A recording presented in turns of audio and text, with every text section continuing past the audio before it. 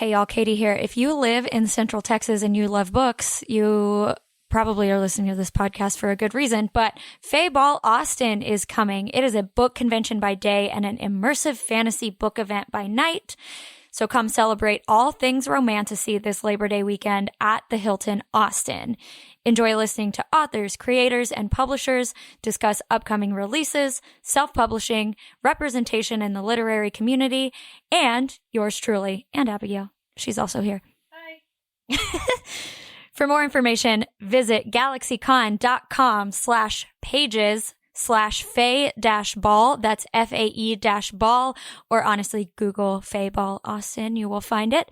And use the code PERCENTPOD. That is all one word, no spaces.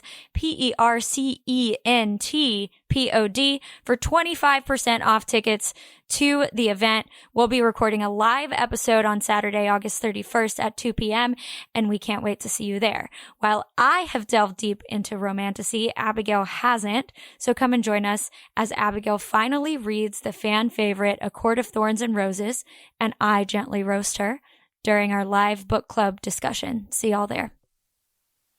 We're back. With a Christina Lauren. Yay!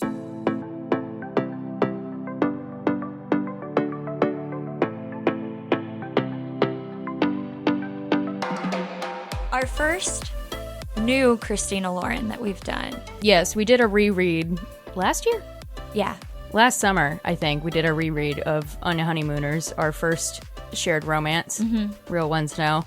So why not come back with an extra summery one that feels very spiritually similar to On Honeymooners, as Katie had told me before I started. And she was right. Yeah, this was part of the reason I started reading this book before we even decided to do an episode about it, and it felt so OG Christina Lauren to me that I was like, we should do this for the podcast because this is what I've been missing from our girls the last few years. Yes, this is the Paradise Problem, which, we got an only one bed. We got a very fancy vacation. Silly rich people. Oh my God. Some of my favorite silly rich people. The silliest rich people. The silliest, shittiest rich people. What else do we have? A fake marriage. Yeah, fake dating, fake marriage. Fake, however. Whatever, yeah. Fake long-term marriage. Yeah. Not enemies to lovers, but kind of people who, sort of dislike each other at first, kind of. Indifferent to lovers? Right, yeah. Perhaps? Yeah. It would be a good way to put it, maybe? Yeah. Anyway. A really chaotic, messy female lead, but not necessarily in a way that I found annoying or unlikable. She was my favorite lead I think I've read in a long time. Yeah, I love that she was just kind of a disaster, but in a very charming way. What did Liam call her? Muppet in human form multiple times? Yeah. Which I was like, oh my God, perfect. Yeah. Amazing. Yeah. So yeah, this was super fun. The concept of the book is that our main character, Anna, married this man, West, when they were in college so that they could live in the graduate family housing. That's a bonkers salute. Actually, should we read the blurb? We haven't read the blurb on the podcast. Yeah, let me find it. I don't even think I read it until after I was halfway through. I think I truly went into this one super, super blind. I did too. I mean, I see Christina Lauren and I say, yes, I will be reading this. Exactly. I don't think about it any deeper than that. This has a 4.19 on Goodreads, which is incredibly, incredibly high considering the book has been out for 2 weeks. Ooh. So it's not just all the pre-reading review. This was a 5-star for me. I loved this one. I really liked it. Okay, so here's the blurb. Anna Green thought she was marrying Liam Weston. His nickname is West. Last name is Weston, just to be clear. For access to subsidized family housing while at UCLA. She also thought she'd signed divorce papers when the graduation caps were tossed, and they both went on their merry ways. 3 years later, Anna is a starving artist living paycheck to paycheck while West is a Stanford professor. He may be one of 4 heirs to the Weston Foods conglomerate, but he has little interest in working for the heartless corporation his family built from the ground up. He is interested, however, in his $100 million inheritance. Who wouldn't be? Yeah, honestly. There's just one catch. Due to an antiquated clause in his grandfather's will, Liam won't see a penny until he's been happily married for 5 years. Just when Liam thinks he's in the home stretch, pressure mounts from his family to see this mysterious spouse, and he has no choice but to turn to the one person he's afraid to introduce to his 1%er parent, his unpolished, not-so-ex-wife. But in the presence of his family, Liam's fears quickly shift from whether the feisty, foul-mouthed, paint-splattered Anna can play the part to whether the toxic world of wealth will corrupt someone as pure of heart as his surprisingly grounded and loyal wife. Liam will have to ask himself if the price tag on his flimsy cover story is worth losing true love that sprouted from a lie.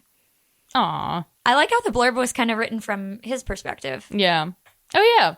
Yeah. I didn't really think about that. Yeah. So, yeah, that's the concept. I love these books that have these, like, silly, like, my grandparents won't give me my inheritance until I'm married kind of stuff. Because, like, that shit does not happen in real life. And I just love it as a plot device. Yes, you have to be in a happy marriage, and then you may have buckets of money. Exactly. Hang on, there's a Goodreads giveaway for this book that I'm about to enter while I have it up here in front of me. I've never won a Goodreads giveaway, but I do be trying. I mean, what is life without hope? Yeah, honestly.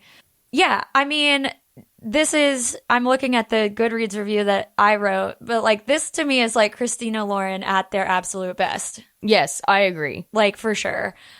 So, yeah, let's get into it. So, at the beginning of the book, Anna's been fired from her grocery store job. Yeah, we get this, like, prologue of how they came to know each other, which was that they, as Katey said, you know, they got married so they could live in family housing, which is fucking bonkers.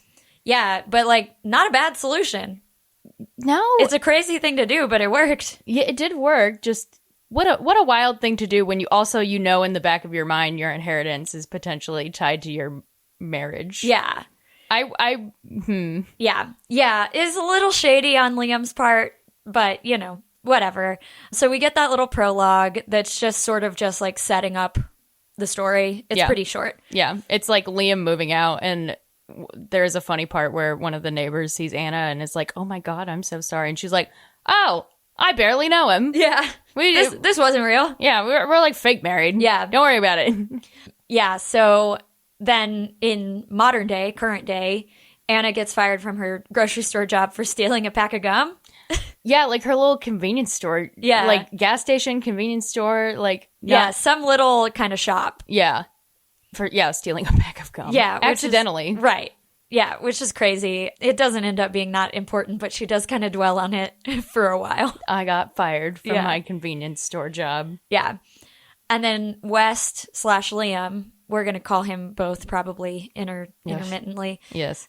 West knocks on her door, and she, like, doesn't really recognize him at first. She's like, this guy is hot. Also, he looks familiar. And then she's like, oh. My husband. This is my husband. She's also super high. Yeah. Yeah, she's also baked because she is unemployed. So what else does she have to do? Yep.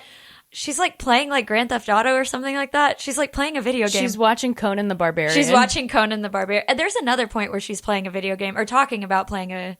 Yeah. Oh, she talks about her PlayStation. Yes. That's what it is. Yeah. And I was like, this is my girl. Yeah. Yeah, she's watching Conan the Barbarian. And so Wes shows up and is like, we're not divorced. Actually. Yeah. Didn't you read our contract? And she's like, no. Yeah. She's like, no, I didn't read it. I just signed it. And he was like, oh, well, in the contract, it said we were supposed to be married for 5 years and you signed it. So, like, hello to you, my wife. Would you like to go to Singapore? And she's like, well, I got nothing better to do. Yeah, so it turns out one of West's siblings his sister is getting married. His sister? His sister. His sister is getting married because there's 2 brothers and a sister. Yes. Yeah, there's 4 of them total. It's the youngest one, Charlie. Yeah. She's getting married. It's very Crazy Rich Asians in the beginning. Yes. Yeah. But so they're having this, like, crazy fancy wedding in Singapore.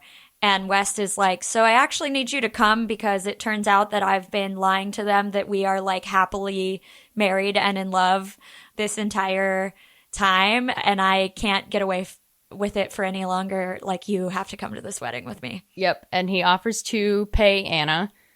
And she, at first she's like, I want another $10K because she was going to get $10K when they got divorced.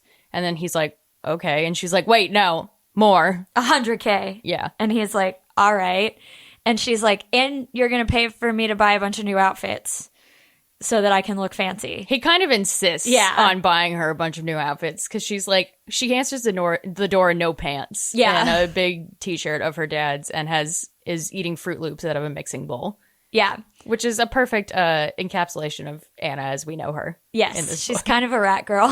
She is a rat girl. Yeah. You know, which we say with so much affection. Yeah. Who among us? Who among us? And she is a struggling artist, so like money is very nice. Yes. Yeah. Yeah. She desperately needs money because, she's an artist and she, as we established, has lost her, minimum wage, shitty cashier job. And she's also caring for her father, who is recovering from lung cancer, but then developed leukemia during treatment. So he's like on the up and up, but it's slow going. Yeah. And he's like woefully underinsured. And so she's supporting him, on convenience store waitress artist salary, which is not very much. And also living in LA. Yeah. Yeah. So Anna is like, I don't know anything about fashion, and gives this like American Express black card to her best friend and is like, you buy me things that are nice, please. This is my dream. I know. I want to be her best friend. Well, I want to be Anna in this moment, but I also I want would to be... like to have the clothes. Yeah. But second best thing would be shopping for the clothes. Yes, and getting to have a like secondary Pretty Woman moment of just slapping my card down in the Celine store or whatever. Right. Like, yes, let me buy this Givenchy dress. Yeah. Yeah. So she gets like capital D designer outfits out of this. She goes to the salon and gets waxed and a proper manicure. Yeah, and nails done, hair done. I love that she kept her pink hair. Me too. I love her pink hair. Yeah. I love that we have a heroine with pink hair. Yeah, me too. And like West kind of likes it too. Like he's like, he sees that she didn't change it and he's like, oh, I'm kind of glad. I like it. Yeah. Yeah. And she at one point is like, I thought about going respectable brown, but I already feel weird in all of these clothes. So yeah, like I already feel not like myself, so I had to like hold on to something. Yeah. Pink hair it is. So yeah, that's like the brief kind of beginning section is her like makeover and stressing out about this trip to Singapore. And then they get to Singapore pretty early on. They're staying in those little like overwater bungalows like you see on Pinterest. Yes. or like the Instagram reels that get promoted to me. Yes. Oh my God. They're like on a full private island. Yeah. Basically, where it's like, I think the whole island is just the wedding party. Yeah. It's like a resort and the island is the resort and they are the only ones there. Yes. Which is bananas. Yes. They got a very fancy bungalow. Obviously, there's only one bed. Right. Of course. Of course. And the shower opens up to the rest of the, like you can see into the shower from the rest of the bungalow. Yeah, this is like a honeymoon suite sort of situation. Yeah, which, in theory is not a problem if you are actually a couple. Right. But is also still kind of uncomfortable. Like, even though Ryan is my husband, I don't know if I want him just like watching me shower. Yeah. Some things should remain private. I don't like I imagine it like my shower at home, which is like one with like glass door. Like there's no tub. And I'm like, I don't look cute when I'm having to sit on the ground and shave my legs. Exactly. Yeah. Like I don't need anyone looking at me when I do that. Right. Like obviously I don't care if Ryan sees me in the shower, but I would not want him to watch me shower regularly every day. Yeah. That feels weird. I don't know. I guess when you're on a fancy vacation. Right. It's part of the romance. It is part of the romance. Yeah. You lean into it, I guess. Yeah. So this book gets like super horny super fast. Yeah. They're both hot people. Like, it's fine. Yeah. Which I also kind of loved because I feel like this is also the horniest Christina Lauren that I've read in a good minute. Yeah. I kind of forgot how horny Christina Lauren can get. Right. For sure. I mean, they have their whole like other... I know. Yeah. Like kind of brand of books that are just smut. Yeah. With shirtless men on the cover. True. And bad fonts and that whole thing.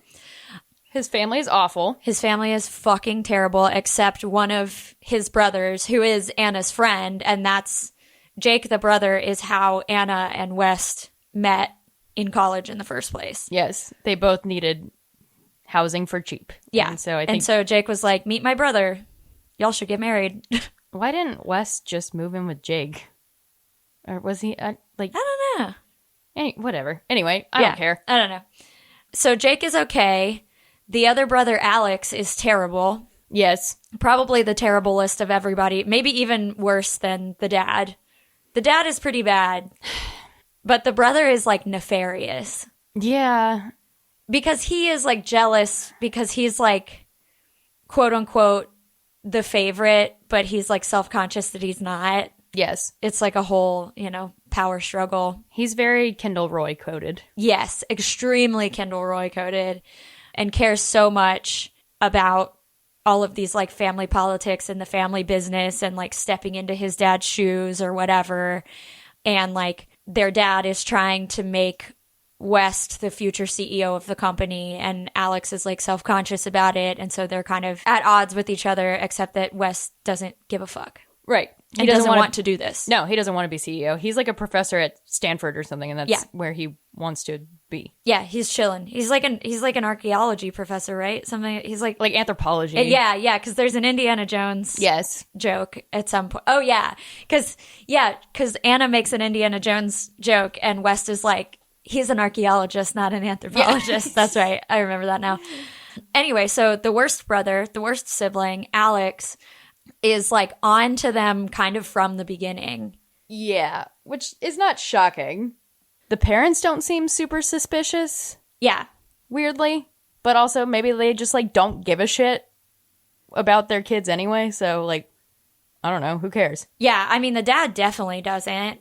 And also like those sorts of men are just like clueless about this kind of thing. Right. And the mom, she's got her own kind of shit going on.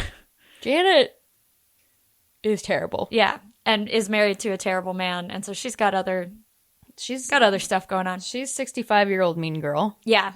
Like mean. Yeah. That real undercut mean way. Yeah. She's like the evil like mother-in-law that you like read stories on Reddit about. Yes. Yeah. That you like want to believe doesn't exist in real life. But apparently does if Reddit stories are to be believed. Yes. So they they just kind of are like, well, shit, we really got to commit to the bit. Yeah.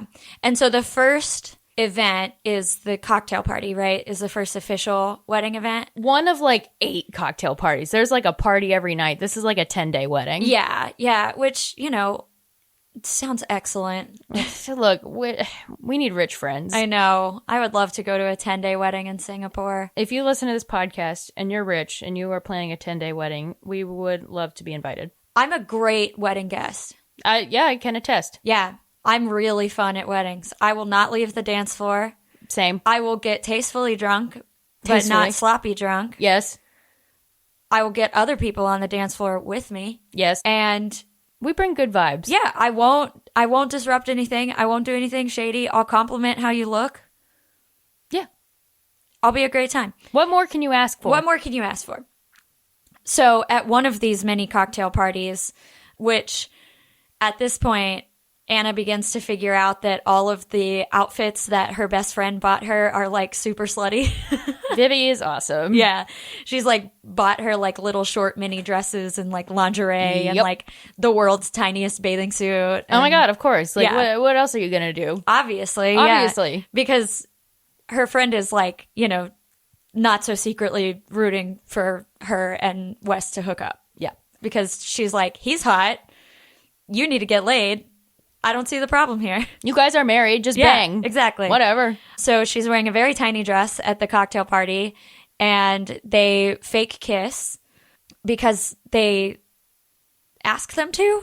The family asks them to or something. This is when it's like the opening party, and Charlie is like, and it's almost their anniversary. Oh, right. Which also is kind of a wild thing to do because their anniversary is like 3 months from when this wedding is in like May. Right. And Charlie's like, guys, it's almost your anniversary. It makes everyone like toast. And they're like, well, now I got to kiss. Yeah. Which is just a weird thing to do because you wouldn't tell me in like September, it's almost your anniversary. I would be like, A, no, it's not. B, okay.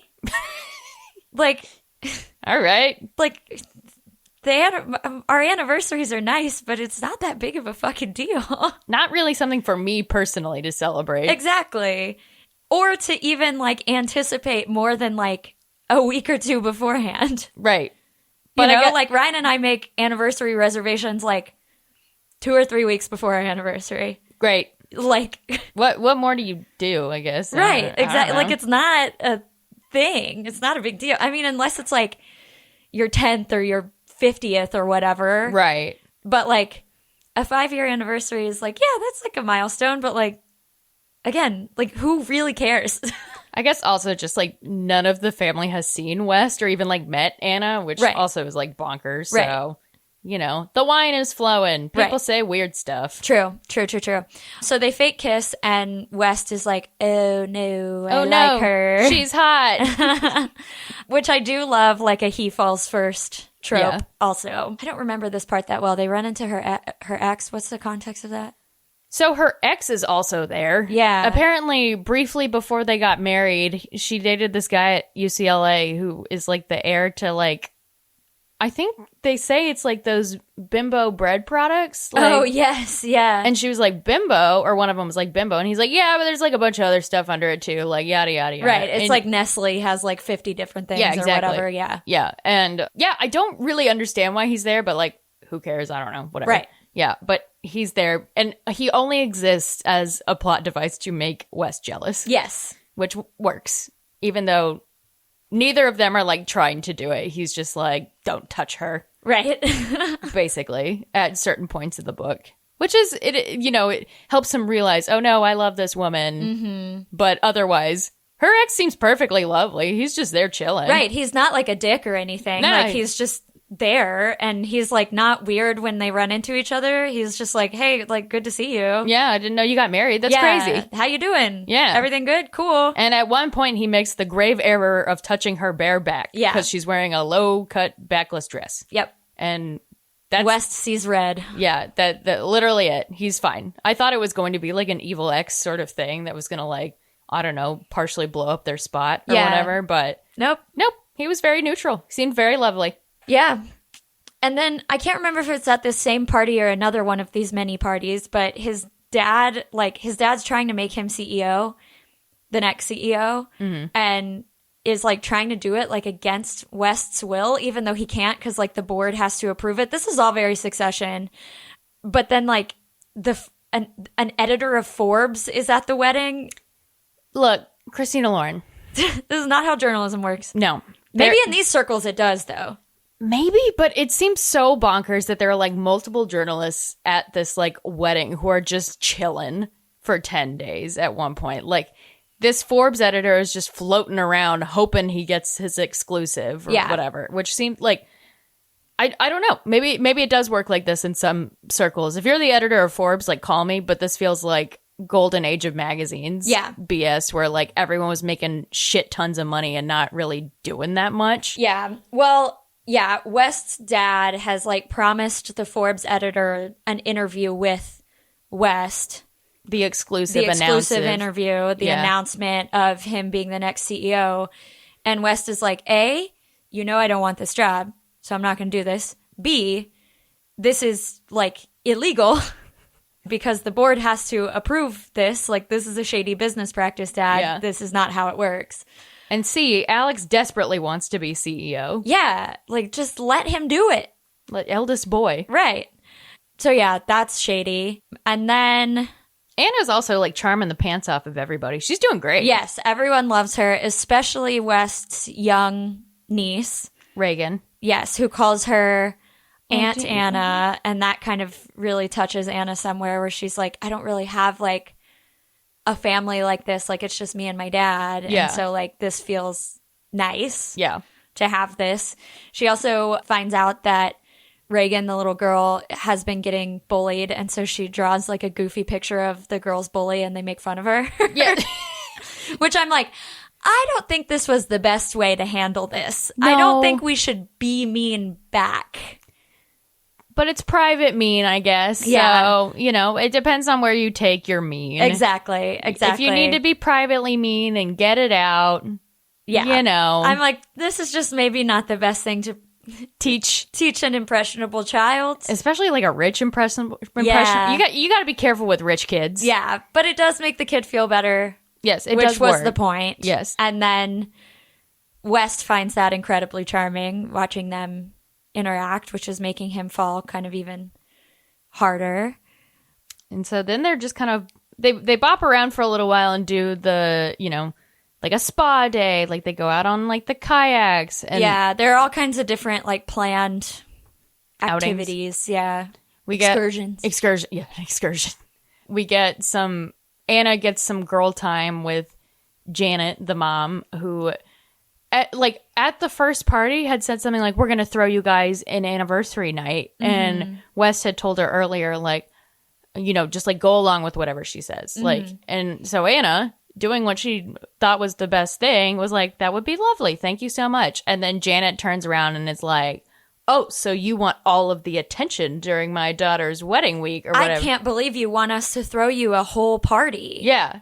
Which was bonkers. Yeah. And Janet is like, that's what I'm going to like nag on this girl about. Right. This supposed anniversary party that she didn't even suggest. Yeah, like I'm going to go around telling people that she's like a diva or whatever because she demanded this, that we throw her a fancy party for an when we're already shelling out all this money. For an anniversary that's not for months. Yeah. Whatever, man. Whatever. She's a giant bitch. We also learn about how awful Ray, the dad, is. Yeah, or was when they were little. Yes. Oh, he sucks right now for sure. He sucks. Yeah, he sucks now, but we learn about how he has always sucked. They would build Lego sets in the hall in front of his office because he was working all the time. And so they would build their Lego sets nearby to be near their dad. And he would come out of his office and kick the Legos. Like Godzilla. Yeah. A grocery store magnet Godzilla. You know how hard some of those Lego sets can be? Look at what I got on my shelf. I know, I'm looking at your Some shelf. Some of them are very involved. The Taj Mahal took me so long. Katey has the patience for Lego sets. I don't have the patience for things like that. I love Legos. I'm saving up. I have like how I use that app where I can like save. Yes. That savings app. I'm saving up for the Diagon Alley, the huge $500. Where are you going to put it? I don't know. But I really want. I either want Hogwarts or Diagon Alley, and they're both like $500 sets. And so this app saves like $1 a day or something or like sometimes it'll be like somewhere between $1 and $5 every day, but then like once a month it'll be like $50 or whatever. Right. So it like slowly chips away at it. Like I could just buy the $500 Lego set and like it would be fine, but it feels very frivolous. So it will make me feel better if I wait and save some $1 a day, a cup of coffee a day. Exactly. Yeah. So while Anna is at the spa day, I think they're separate for a little while. All the dudes go to the tailor and get their suits fitted for the wedding, which I am also like, didn't you guys like do that earlier? But I guess when you're rich, you can have a suit tailored within like 24 hours. So West and his dad get into it there. And they have an argument where he basically just like says some shitty things and is like, basically like, why don't you want to be CEO? Oh, you're just running away again. Mm-hmm. You're taking the easy way. Just like bullshit like that. And West is just like, that's exactly why I don't want to work with you. Yeah. And he comes back to find Anna and starts crying. And she just hugs him and comforts him. And it's a very nice moment of like, oh, this wasn't before. They were separate. It wasn't during the spa day, but they were separate, and that was another. They were doing some separate events. Yeah. Later, though, at the spa, so everyone was doing the spa day. Yes. And do we need to talk about when they kiss on the porch in front of Alex when he's spying on them? Oh yeah. Alex, the brother who's on to them, is spying on them, and they know it, and so they're like, "Quick, let's make out." Yes. And they basically almost bang like on the front porch of their little like bungalow. And basically the only reason they don't is because they're like, Alex is watching. Whoops. Maybe this is not the venue for this. Yes. And then they, after, some hot and heavy making out, they're like, he's gone. Yeah. Okay. Yeah. So that happened right before the the spa day. And before the dad conversation, I think, or somewhere around the same time. Yeah, I'm getting my middle mixed up a little bit, but... Yeah, because there are a lot of, like, small events that all kind of happen, like, in quick succession. But the three main things, they have a very hot makeout session. Ray and West get into it. And then at the spa day, Anna and West / Liam, like, come together at the spa, and they're, like, talking, and they're being flirty, and... Anna is basically like, no, I care about you. Like, at this point, like, even if there wasn't any money, like, sorry, I'm in this. Like, I want to help you no matter what. And Liam West gets really, like, freaked out and kind of just, like, leaves. Yeah, like, the affection kind of makes him panic because he's like, I don't really know what to do with this. Yeah. So he bounces. And Anna's like, what the hell? Yeah. And this really upsets Anna because she has abandonment issues because of her mom. Yes. Who left very abruptly and would manipulate them and, like, get their hopes up that she would come around and be involved, but then wouldn't do it. And so she is like, well, fuck this guy because I don't want him to do the same thing to me that my mom did, basically. Yeah. We're getting a lot of mom issues in our books this year. I know. All the girlies must be working through some stuff. I know. Yeah. Anna tells him that, I think, right? She tells him about it. Yeah, she tells him about it, and she's kind of like, don't do that. Right. Like, that's not cool. I'm upset. Yeah. Anna, great communication. Right. And he just apologizes. Like, this is a great, like, I'm like, because I thought this was going to be, like, the big fight. Yeah. But it wasn't. It was just like, she was like, hey, you did a thing that made me feel bad. Don't do that anymore. And he was like, you're right. I did it because no one has ever, like, been on my side. Mm-hmm. And so it freaked me out that you said that. And they're all like, okay, we're good. Yeah. Oh, no. It was a very nice example of, like, a 5-hour disagreement where they come together and they're just like, oh, whoops, my bad. And then they agree to be what they call collaborators with benefits. Yes. Not friends with benefits, collaborators with benefits. Yes. So they have to go to another party, and I don't remember. So somebody says, Ray says something real snide to both of them, and they're like, you know what? We don't want to do this. And so they leave, and they go find a pizza in the fancy kitchen of the resort, which... Sure. Yeah, they just have access to this kitchen? Yeah. Okay. I guess when you're rich, you can have whatever you want. I was thinking of, like, the first episode of Gossip Girl where Chuck takes Serena into the kitchen and he, like, tells all the chefs, like, you guys can go and close up now. You're fine. And I'm like, why the fuck is a 16-year-old in a professional chef, like, professional kitchen being like, kitchen's closed. You can get leave. out. Yeah. Like, what? Do people do that? I don't know. And then, then he tries to assault Serena van der Woodsen, which we never talk about again in the series. But yeah, crazy. Crazy, huh? Interesting. Anyway, I don't know. Yeah, I guess when you are rich, you can just run a kitchen, just dismiss or, you use an oven. Access it when it's closed or whatever. I'm also shocked that this fancy kitchen had frozen pizzas readily available. Yeah. But I don't know. I guess don't look at it too close. No, that's fine. I mean, I love a frozen pizza. We were just talking a few days ago about how I fucking love a Tombstone. Yeah. God, those $2 pizzas, incredible. Yep. They do it in the kitchen. They do it in the kitchen. This was at 68% for those who care. Took longer than I thought, maybe? Me too, especially for how fucking horny this book was. I know. Again, these are two very hot people. Yeah. And their shower is open. How could you not have done it before this? But whatever. Yeah. They also have, like... There are a couple funny moments, like, leading up to this where, like, at the very beginning when they're both showering and Anna goes first and then he showers and it's from her perspective. This is a dual perspective book, like a lot of Christina Lauren books. Mm-hmm. And she's, like, peeking at him and he catches her and she gets really embarrassed and he's like, it's fine, I peeked too. Which is really cute. It and is also really just cute. like, oh yeah, these are, they know that. Yeah, this is a normal thing that would happen. Yeah. They know. It's fine. It's fine. So, yeah, then they're just, like, continued friends with benefits, collaborators with benefits. They hang out in the bungalow for 2 days and just have sex for 48 hours. Which, like, it makes sense. Fair enough. Yeah. But then shit kind of hits the fan because West has been keeping a secret. Womp womp. And the secret is that there is a clause in the trust, the $100 million trust, saying that if there is fraud in this 5-year marriage that West is supposed to be in, none of the grandkids get their money. Yes. So there's a lot more writing on this than previously thought. Yes. And I think he, like, learned this, deep into the marriage. So he didn't go into it knowing, like... Right. Because had he known, he probably wouldn't have fraudulently married Anna to get graduate housing.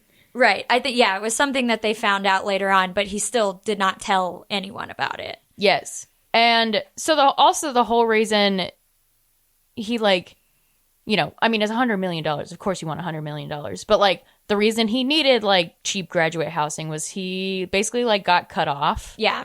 At some point, there was, like, this big scandal that they allude to a lot in the book, but we don't know what it is yet. Mm-hmm. Of, like, they had this big falling out, and that's, like, why no one sees Liam. That's why the family hasn't seen him in 5 years. That's, like, why they've never met Anna, you know, besides the fact that she's his fake wife.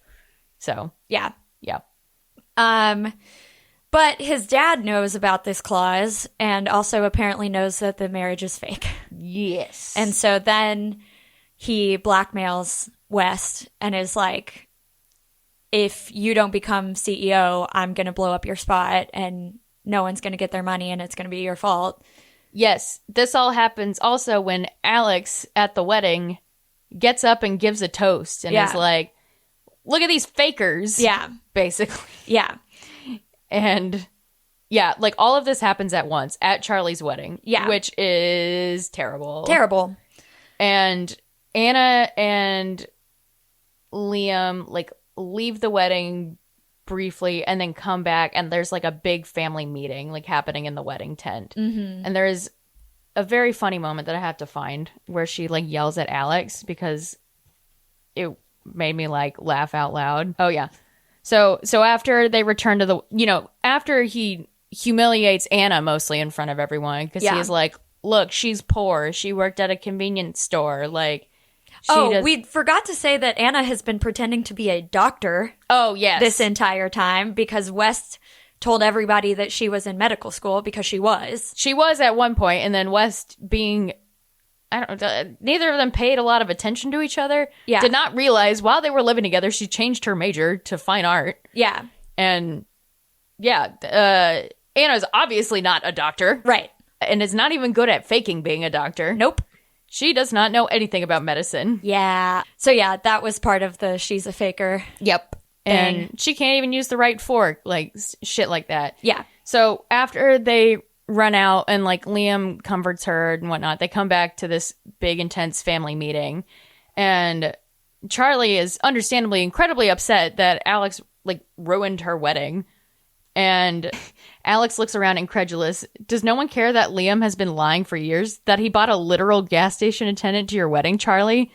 And then in Anna's perspective, oh, fuck him. I think you mean a former gas station attendant, I say, giving him the finger. So it was a good Anna moment where I was like, she's so fucking funny. Yeah. And also, like, she's so clearly, like, the underdog and, like, hates kind of all of these, like, rich people things that are going on. It's really nice to see her, like, stand up to them and be like, you guys are stupid. Like, yeah. What do you like, mean? This is all so dumb. This is so dumb. Yeah.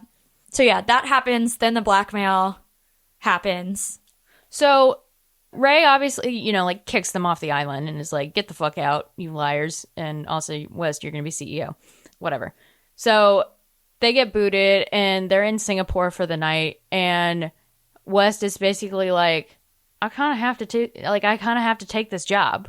Like, I kind of have to do it or like everyone loses. And Anna's like, I mean, everyone already has so much money. Like, your siblings are not going to lose their jobs. Charlie just married another fellow rich person. Right. Like, why do you guys care so much about losing this money? Like, why is your integrity not more important than $100 million? But the breaking point is, so while they were on the island, Anna had gotten a call from her manager that, one, they wanted to show some of her paintings in a gallery.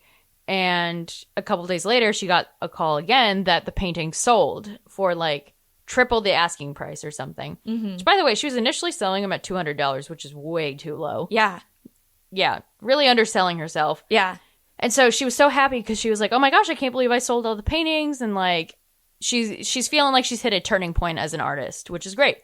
And then like seconds after they're talking to like about West taking the job, she gets another call from her manager who is like, hey, this is so great. Like, they want to put you in some more shows and yada, yada. And then makes an offhand comment like, maybe somebody will actually get to see them. And she was like, what do you mean? And her manager tells her the paintings were like immediately bought by like an anonymous person. And Anna, being the smart woman she is like, Liam, what the fuck? Why'd you do that?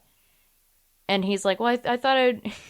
He at one point is like, I thought it'd be romantic for you to come back to my house and see them, which like later it turns out it is. Yeah. But she is really upset by it and is like, no, we're done. We're not doing this anymore. Yeah. So that's kind of, it's like a twofold reason they break up. Yeah. Yeah. Then not long after, West is like, Anna was right.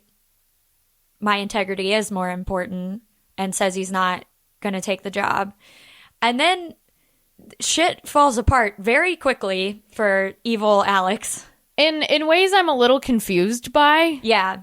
So the whole scandal that we've been alluding to through the book that West was involved in is, so he's like a computer genius, basically, which they don't talk about too much in the book, but like when he was in high school, he built this program for Weston's, the grocery store chain, and it was used as like a surveillance tool, even though that wasn't its intention. And so Liam West basically got like in trouble, even though he was doing only what his dad told him to do.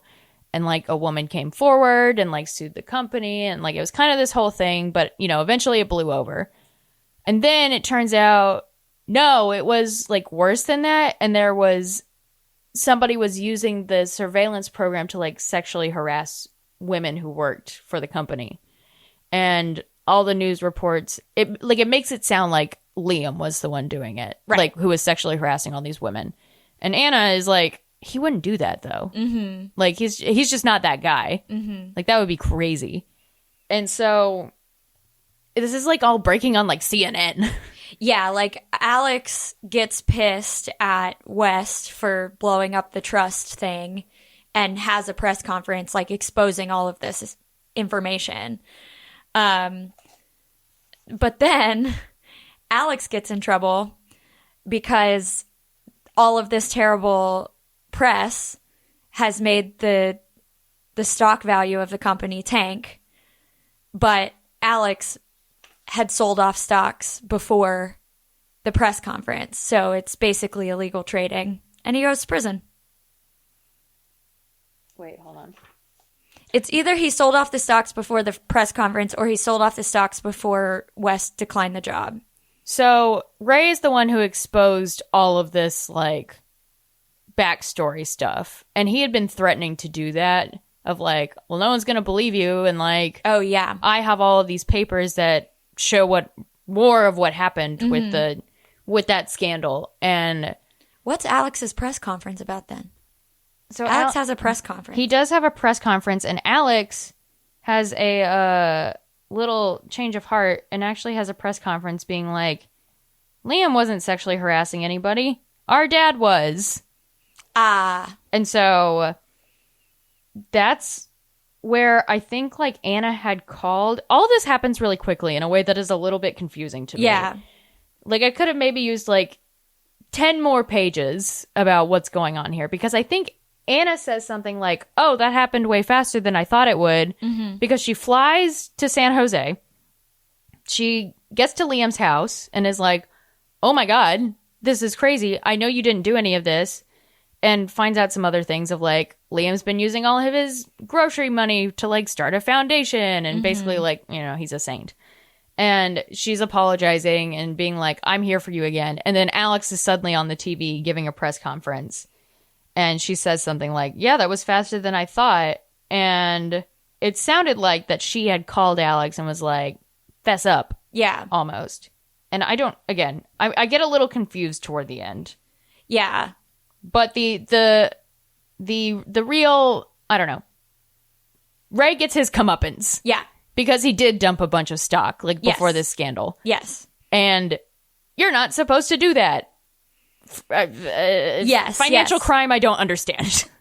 Well, yeah. It's like if you know that, if you have, it's like what Martha Stewart went to jail for. Oh. If you have insider information that other people who own stock would not have, Yes. then you cannot use that information to sell or buy stocks. Yes. And so Ray, the dad, knew that this was going to hit and sold off a bunch of his stocks to try to make money before the value tanked, which is illegal.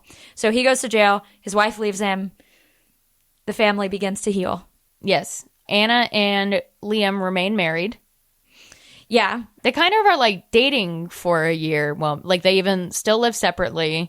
Yeah. Where Anna stays in LA for a little while and he stays in San Jose. And then eventually she's like, wait, I really like it here. And she and her dad moved down there. Yeah. And they're like dating, but they're still technically married.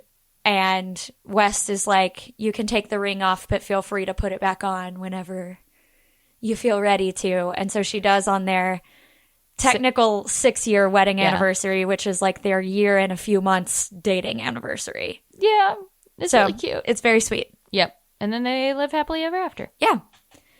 I really liked this book. I did too. I really enjoyed this one. I think it was really fun. It was very summery. Yeah. It reminded me how much I want a papasan chair.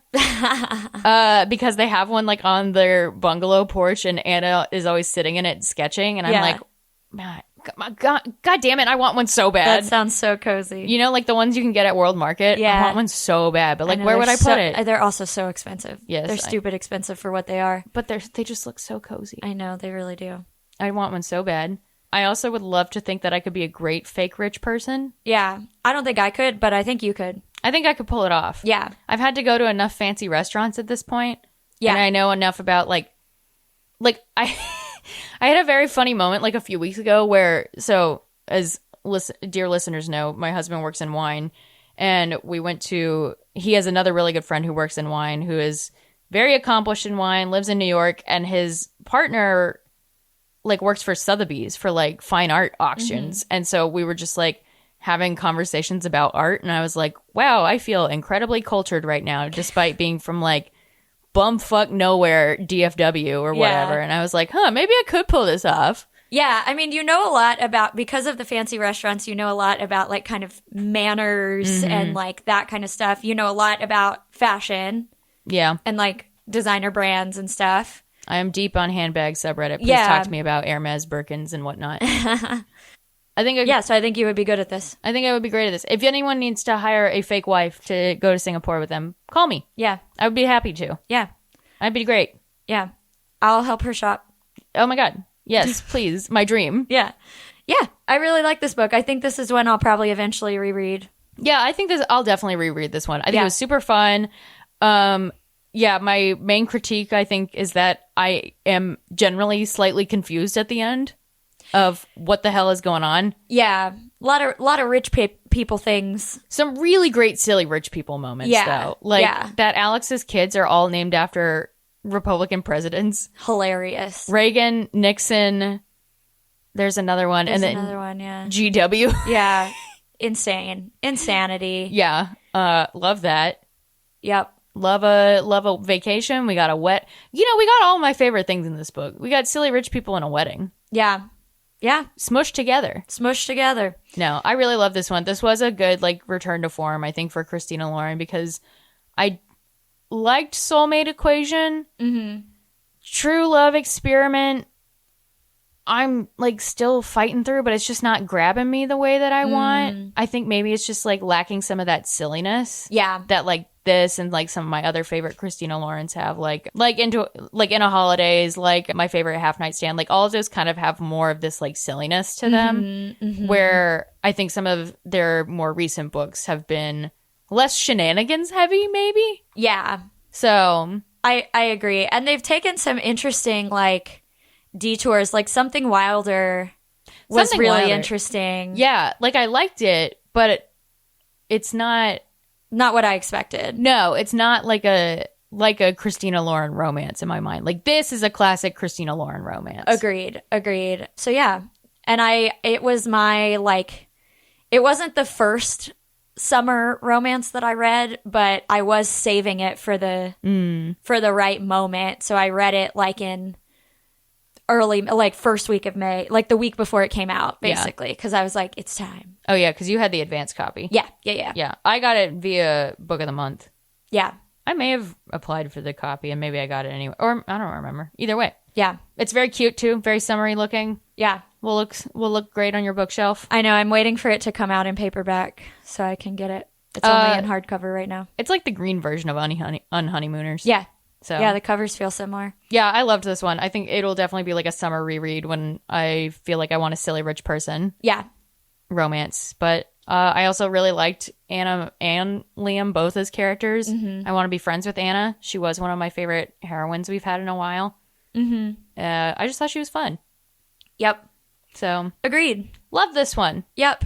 Recommend wholeheartedly. What are you reading right now? Or what are you about to pick up? Or however you want to answer that question. Well, I'm reading Turtles All the Way Down right now. Oh, yeah. But it's kind of one I'm chipping away at. Yeah, it's heavy. And then based on your recommendation, Austin and I were watching Parts Unknown again last night, which we go through phases of. And so you had just finished that Anthony Bourdain oral history.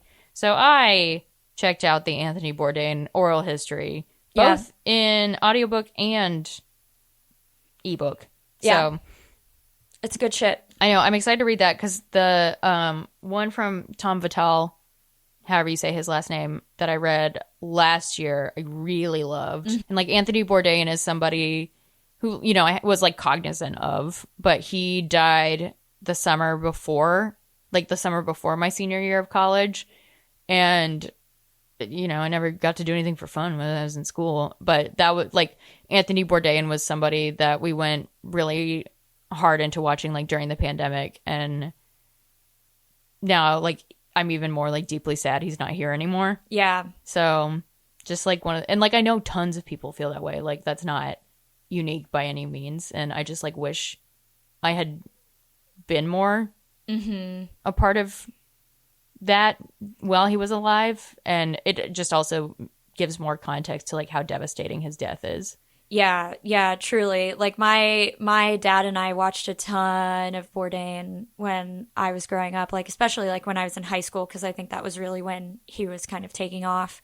Because, you know, we were like, we didn't have that much money. We didn't really travel. Like we were very like, you know, small town and just stayed in our small town. So we were very into Bourdain because we felt like we could like go places with him, you know. And yeah, reading that book was like really lovely, or listening to that book was really lovely, but also really upsetting. Yeah. And I am just pissed at Asia Argento. Yeah. You're not the only one. Yeah. Also just like Bourdain in general is like one of my favorite interviewers, despite him not being like, he is a journalist in a lot of ways, in tons of ways. Yeah. But mainly he's he's a complicated person, I guess. But Austin and I very often like watch the West Virginia episode of Parts Unknown, and he's just like one of those people where it's like, yeah, you just treat people like people, and it's really, we don't get enough of that, I don't know, anymore. Yeah, it was always refreshing to watch him interact with people. Like it seemed like he was like just genuinely curious about everyone that he met in the world, and wanted to learn and absorb and experience. Just like mostly with kindness, and never like he never had a holier than thou sort of position. Right. Especially like in those episodes of like West Virginia and like, or in these like very, you know, blue collar areas. It's really interesting to see him go there. You know, a guy who works in fine dining classically, and then go like in the coal mines or eating like spaghetti pie. And, you know, and then like, it's also super interesting, like watching the show and then having read that Tom Vitale book and then having read this oral history, knowing that there were a lot of times that like Tony didn't fucking want to be there. Yeah. But then he always like, the episodes always came together, despite some of them being a total shit show to create, which you'll hear more about in in the oral history that Tom touches on a lot in that book. Yeah, I loved Tom's book. Yeah. And also, just also paints a portrait of somebody who was very complicated and at times like abusive and like hard to be around. Yeah. And, he wasn't this like perfect person, but he seemed to also know that. Yeah, so, exactly. Yeah. Exactly. What are you reading now? I finally picked up the Done and Dusted series. Oh! Yeah. Which, like, I thought it was going to be sillier than it is, or, like, just kind of because it's on Kindle Unlimited, and so, I have a certain amount of prejudgment about Kindle Unlimited romances. Right. Which is pretty unfair because this book is really fucking good. Oh. It's really good.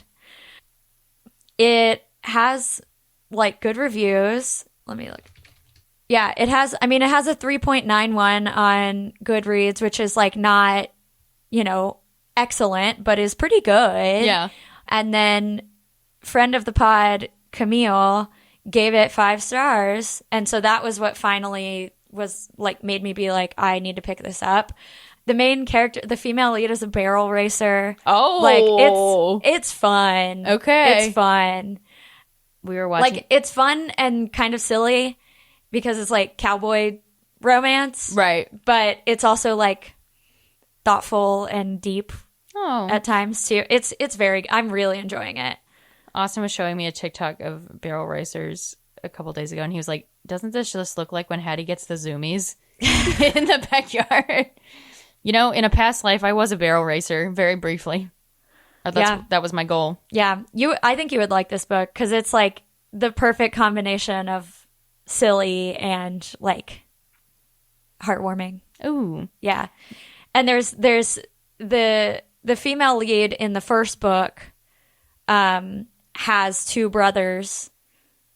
2 brothers? Yeah. And the next 2 books are about those brothers and their respective romances. And then there's a 4th one coming out next year that is about characters that I am not sure that I've met yet in this first book. All right. But I mainly picked them up because the covers are beautiful. Mm-hmm.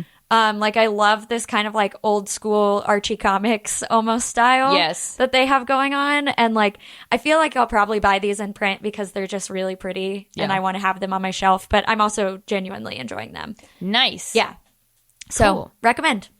Great news for me, and also maybe the good of this podcast is our cowboy pool is done. I suspect and hope that my reading is about to increase exponentially once I go get my float and just can plop in there with my Kindle. Yep. I cannot wait until we are just floating next to each other, not speaking to each other, reading quietly as we float. I know we need to get those like cup holders that stick to the side. Yeah. Mm-hmm. Yeah. I also was like, oh yeah, those planter boxes Austin and I got, like, there's nothing in them right now. I was like, I'm just going to hang them from the side of the cowboy pool until we figure out another solution. Smart. Anyway, I'm so excited. I'm probably going to go to H-E-B today and get noodles and stuff. Yeah. Life is good. Life is good. We might survive the summer. Maybe. Yeah, so next episode, we switched things up because we forgot that we had promised y'all this Paradise Problem episode. Yeah. When really this episode was supposed to be later this month. But so that means next episode, we're going to do our 3rd annual summer reading roundup. Maybe a little late, I guess. But a little late, but we live in Texas. Summer goes until October. Maybe November. Maybe Thanksgiving. So we will tell you what we're going to be reading in Abigail's Cowboy Pool this summer. Yes, exactly. And then after that, finally, we can talk about the new Ashley Poston book, which comes out on June 25th, which I loved so, so, so deeply. I am so excited, and I hope I'm emotionally ready. It's so fucking good. I need to reread it because I read it in January. I know, yeah, you got to reread it now. And I think as a romance, I like it more than the Dead Romantics. The actual like romance piece of it. But it's like right up there with that book for me in general. Like, I don't know if I will ever be able to say a different Ashley Poston book is my favorite above the Dead Romantics just because It's the Dead that's like Romantic. stuck in my heart. But this was just as good, in my opinion. Yeah. Okay. I loved it. And there's a very like, it's very Gilmore Girls. I know. I'm very excited for that piece of it. Yeah. Yeah, it's excellent. So it comes out June 25th. It's called you A already Novel Love Story. order your hardcover? Yeah, Nice. I did. Perfect. I think I ordered it from our bookshop. I'm pretty sure I did. Oh, yes. Friendly reminder, we have a bookshop. Please order from it. We get like $1. Yeah, bookshop.org/shop/50% pod, or you can just Google 50% podcast bookshop and it'll take you to our page. So if you want to order that new Ashley Poston book, you can and should. Just saying. Katey recommends it. Katey recommends it. Oh yeah, I did. Yes, okay. I did order it. I pre-ordered it. You should go pre-order it. Pre-orders are good for authors. Pre-orders are good for authors. Yep. And if we didn't have authors, we wouldn't get to do this podcast. Yep. So pre-order it. Ideally from our bookshop, but second best would be from the indie of your choosing. So, you know.